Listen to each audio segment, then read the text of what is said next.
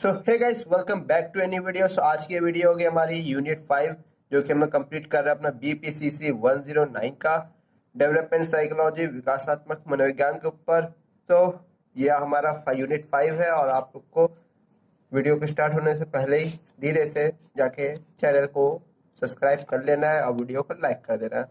तो जीवन पर्यंत विकास में की जो धारणा है उसका मुख्यतः यही है, उद्देश्य है कि जीवन प्रयत्न विकास को समझना। तो जैसे कि हम लोग कई बार चर्चा कर चुके हैं कि हर इकाई में कि जीवन प्रयत्न विकास क्या होता है और ये कैसे समझा जा सकता है। ठीक है, तो जीवन प्रयत्न विकास वो चीज होती है जो निरंतर चलती रहती है, सतत विकास के दर जो कि परिवर्तन प्रारूप में एक गर्भावस्था से प्रारंभ होती है और जीवन प्रयत्न चलता रहता है।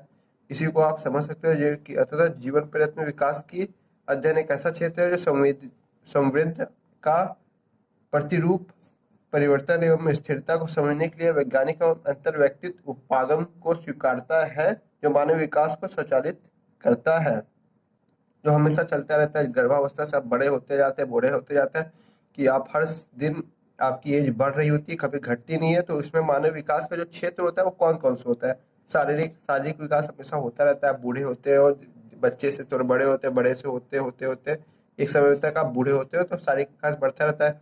संज्ञात्मक विकास भी हमेशा बढ़ता रहता है, आपके अधिगम की क्षमता, बुद्धि, स्मृति ये सब बढ़ती रहती है। हर साल दर साल पुराने सालों की याद जुड़ती जाती है।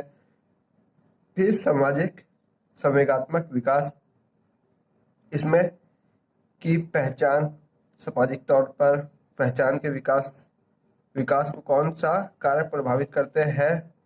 ठीक है, लोग अपने व्यवहार को संचालित कैसे करना सीखते हैं, ये सब चीजें होती है सामाजिक संज्ञात्मक विकास में। तो तीन तरीके का होता है, मुख्यतः दो तरीके का आपका जीवन में होता है। संज्ञात्मक सामाजिक संज्ञात्मक विकास, ये एक साइकोलॉजिकल टर्म के थ्रू होता है। जीवन पर्यंत विकास की अवधारणा क्या है?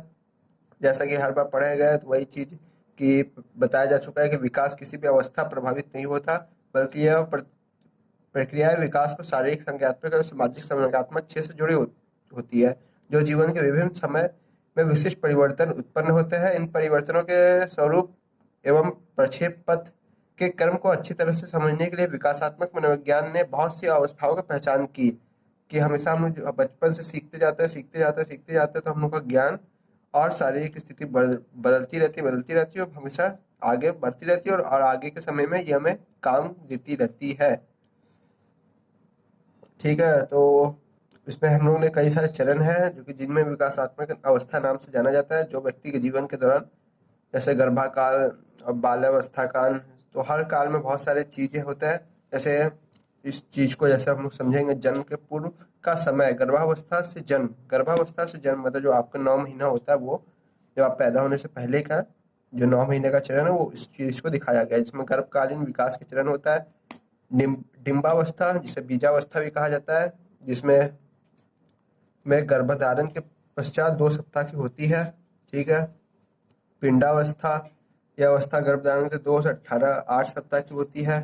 भ्रूणावस्था, धीरे धीरे धीरे धीरे कैसे कैसे अब चीजें होती जाती है, भ्रूणावस्था होती है। फिर गर्भकालीन में वातावरणीय प्रभावों की भूमिका, वातावरण प्रभाव ठीक होना चाहिए, बहुत गर्मी नहीं होनी चाहिए, बहुत ठंडा नहीं होनी चाहिए। अवस्था मुख्य ध्यान इस बात पर देना चाहिए कि भ्रूण में ऋणात्मक वातावरणीय प्रभाव से बचना होता है। इस प्रकार ऋणात्मक मतलब ठंडा से होता है, बचना होता है। इस प्रकार वातावरणीय प्रभाव को बचना होता है। इस प्रकार वातावरणीय प्रभाव भ्रूण को नुकसान पहुंचाता है, जो कि क्षमता होती है उसको टेराटोजेंस के नाम से जाना जाता है। बहुत से स्वाभाविक टेराटोजेंस होते हैं जो जन्म के समय शारीरिक कमी अथवा बच्चे की संज्ञात्मक एवं व्यवहार क्रियात्मक के क्षति दिखलाई पड़ती है। ठीक है, तो इसमें बहुत सारी चीजें होती है, इसमें कैफीन, तंबाकू, दवाएं और प्रदूषण, संक्रमण, बीमारी, ये सबसे प्रभाव पड़ता है। फिर जन्म से शैशवावस्था का समय, जो कि 0 से 2 वर्ष का होता है, जिसमें जन्म की प्रक्रिया, बच्चे की जन्म की विधि। शैशवावस्था, जिसमें बच्चा 18 से 24 माह तक की जारी रहता है, जिसमें शिशु बहुत सी शारीरिक, संज्ञात्मक एवं सामाजिक दक्षताएं क्षमताएं विकसित करता है। शैशवावस्था में शारीरिक विकास कैसा होता है, तो जन्म के समय अधिकांश नवजन्मित औसत 20 इंच लंबे तथा 3 किलोग्राम के आसपास होता है।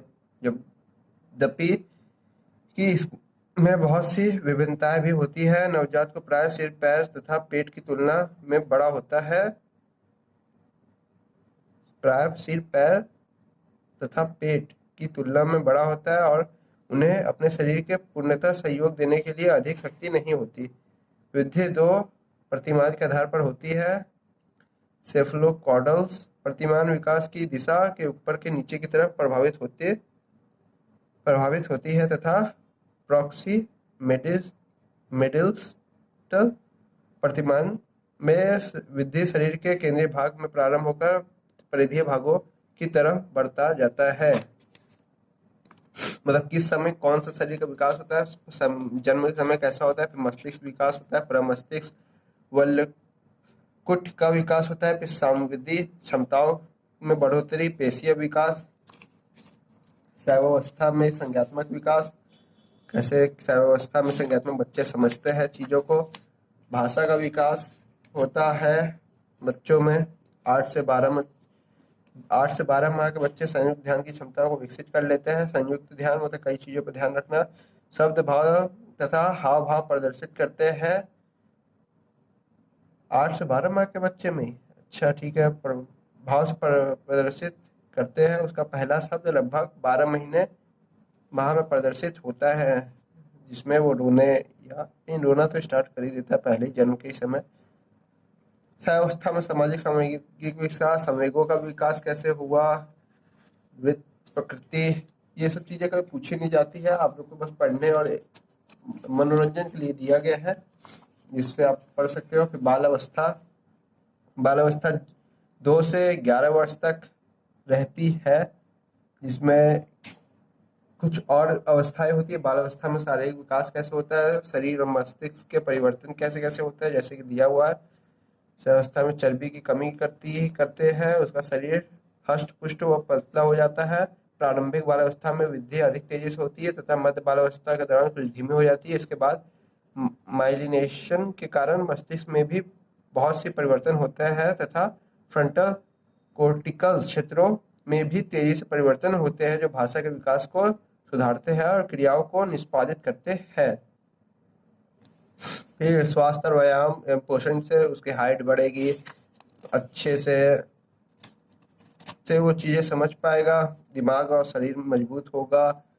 ठीक है, बाल्यावस्था में संज्ञानात्मक विकास और संज्ञानात्मक विकास के सिद्धांत होते हैं, जो जिसके थ्रू कुछ कुछ चीजें सिखाई जाती है, जैसे कि पहाड़ा, ABCD।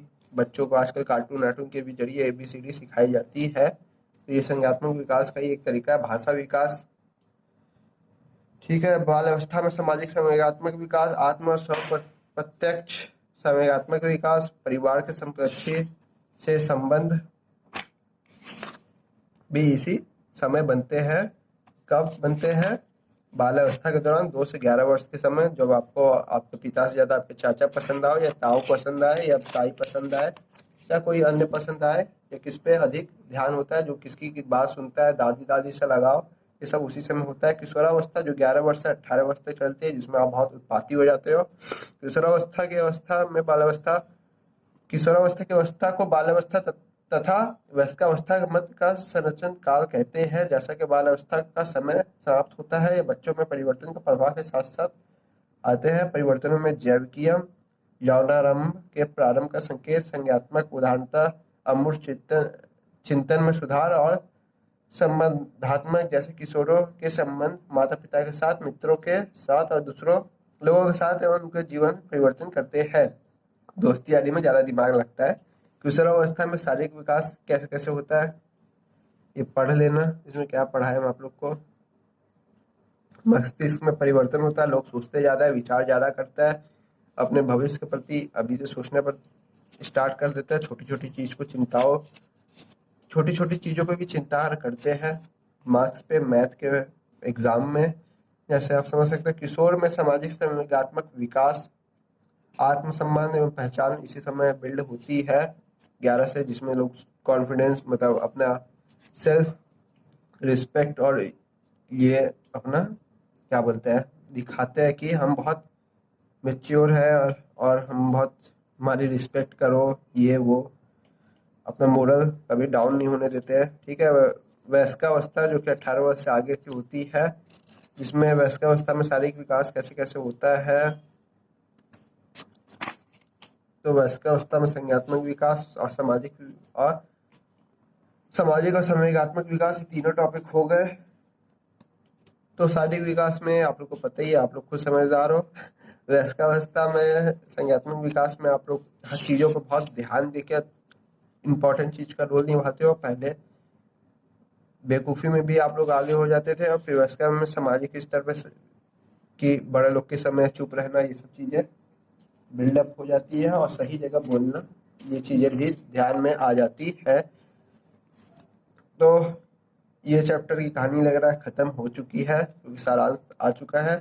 तो इस चैप्टर में मोटा मोटी यही है कि कैसे कैसे आपका 3 चरण जो होते हैं बाल्यावस्था, वैसे इसमें 4 चरण थे, जो कि जीवन मतलब जब आपने एकदम गर्भधारण किया उससे लेकर जन्म का समय था, फिर जन्म के समय से 2 साल का समय था, फिर 2 साल से लेकर के 6 साल का समय था,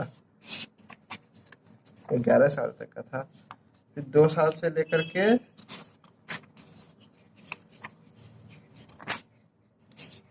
कहाँ गया, हाँ, फिर बाल्यावस्था थी जिसमें 2 से 11 वर्ष तक का था, और फिर किशोरावस्था थी 11 से 18 वर्ष की, और फिर आई आपकी वयस्कावस्था जो कि 18 वर्ष से आगे तक चली। इसके आगे भी अवस्थाएं होती हैं, जिसको हो सकता है शायद हम नेक्स्ट चैप्टर में कंप्लीट करें, या चैप्टर वाला वयस्कावस्था हो गई, जिसमें कि कहा गया था कि व्यक्ति परिपक्वता प्राप्त कर लेता है, जिसे बोलते हैं मेच्योर हो जाता है। इसके 3 चरण होते हैं, युवावस्था, सॉरी युवा वयस्कावस्था 20 से 40 वर्ष, मध्य वयस्कावस्था 40 से 65 वर्ष, और उत्तर वयस्कावस्था 65 वर्ष से मृत्यु तक, जिसमें आप रिटायर हो जाते हो, आराम से पेंशन खाओगे, मजे करोगे। और हम लोग अपना नेक्स्ट पार्ट की तरफ बढ़ जाएंगे, जो कि है मानव विकास का क्षेत्र, यूनिट पार्ट 2 बुक का, और हमारी यूनिट 6। तो गाइस हम लोग अपने मिलेंगे नेक्स्ट लेवल के यूनिट 6 के वीडियो में। तो वीडियो आपको जैसी भी लगी हो, ये चैप्टर पढ़ के अपना इंटरेस्ट के हिसाब से लोग पढ़ते हैं।